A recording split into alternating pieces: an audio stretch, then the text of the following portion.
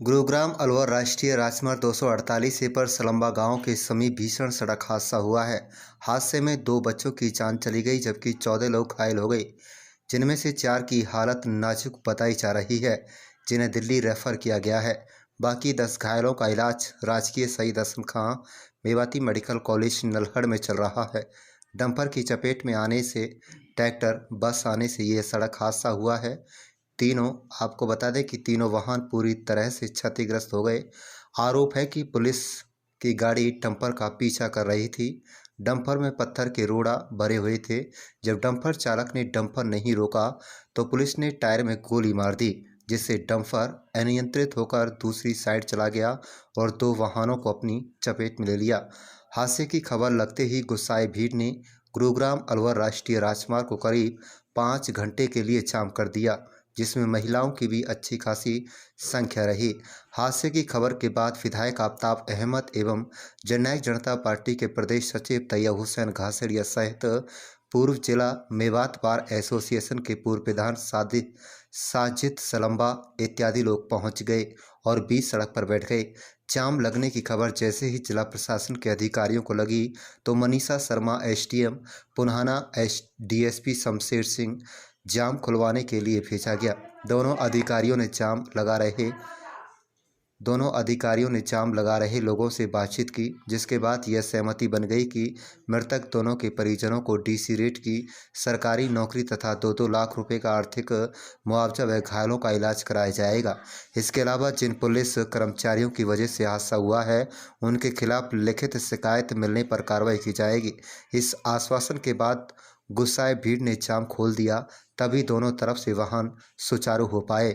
मरने वालों में एक चाय बनाने वाला 12 साल का अबरार निवासी सलम्बा नाम का बच्चा है तथा दूसरा राजस्थान का रहने वाला मुनफरीद है, जो अपने ट्रैक्टर थ्रेशर मशीन को लेकर मजदूरी के लिए नूंह जिले में आया हुआ था।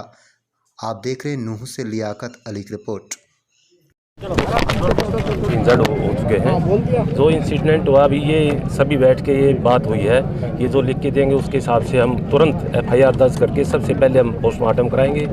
उसके बाद एसडी मैडम भी मौके पर पहुंचे हैं। इन्होंने जो इंजर्ड हैं उनको और जो डिकीज पर्सन है उनको तुरंत प्रभाव से कंपनसेशन दिया जाएगा और जो हॉस्पिटल है उसमें मुफ्त से इलाज किया जाएगा। अभी सुनने में आया है 2 की मौत हो चुकी है, 4 दिल्ली रेफर कर चुके हैं, कम से कम 10-12 इंजर्ड है। इस तरह की घटनाएं जो हैं वो दिन प्रतिदिन पुलिस की बर्बरता जो है वो बढ़ती जा रही है। दिन के उजाले में पत्थर की भरी हुई गाड़ी और वो भी अंडरलोड, और जिस तरीके से उसका पीछा करके और जो बताते हैं कि उसके ऊपर गोली चलाना अपने आप में निंदनीय नहीं, शर्मनाक है। पुलिस लाइन के बराबर में ये कार्रवाई हो, कहीं दूर होती तो ये भी मान लिया जाता, जिसकी वजह से 2 लोगों की बेगुनाहों की जान चली गई।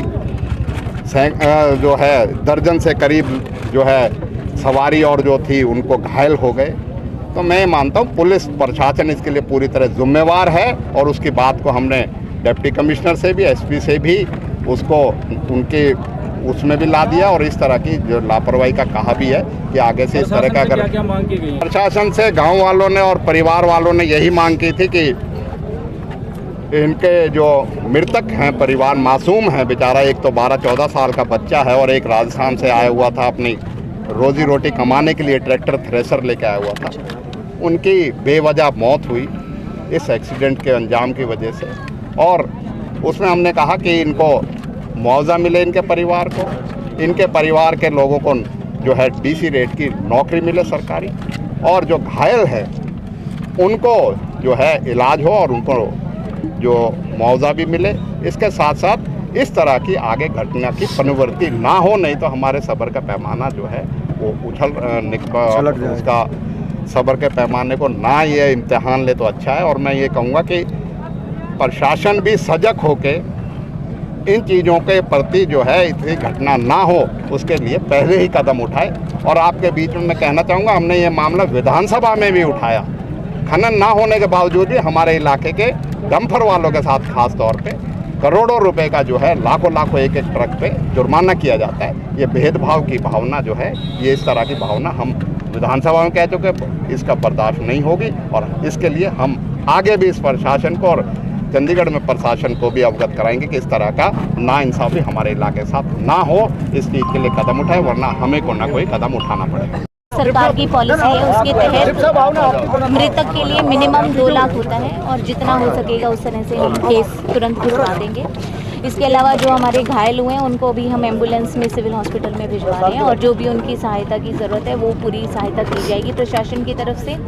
इसके अलावा लोगों की मांग थी एमएलए साहब के थ्रू कि डीसी रेट पे जो है नौकरी के लिए किया जाए, उसके लिए भी डीसी साहब ने स्पेशल केस के उसमें हाँ कर दिया।